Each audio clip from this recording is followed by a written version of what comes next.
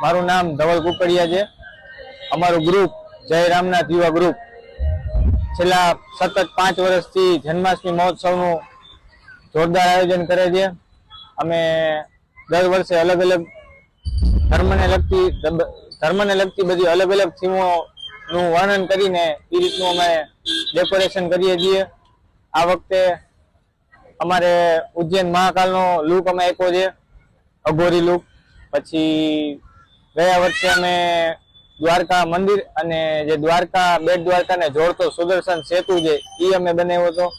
એમાં અમારે ટોટલ પૂર્વ તૈયારી તો 2 મહિનાથી ચાલુ થઈ જાય અને પ્રોપર પ્રિપેરેશન 1-1.5 મહિનો તો ચાલે, ત્યારે આપણે આવું આયોજન શક્ય કરી શકીએ। એનો વિચાર અમને એવી રીતે આવ્યો કે કોઈ જનરલી કોઈ ચાલીને તો નીકળતા હોતા નથી, બધા કાર લઈને કે 2 વ્હીલ લઈને નીકળતા હોય છે।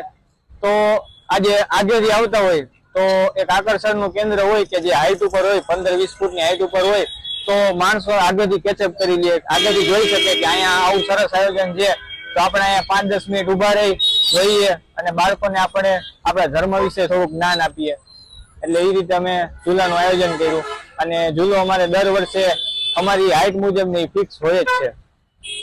છઠના દિવસે નોર્મલી 500 થી 700 માણસો હોય, પછી સાતમના દિવસે 1000 થી 1200 જેવું હોય અને આઠમના દિવસે 2000 થી 2500 ભક્તો આવે અને એ બધા મટકી ફોડની અમારી ઉત્સવમાં હાજરી આપે।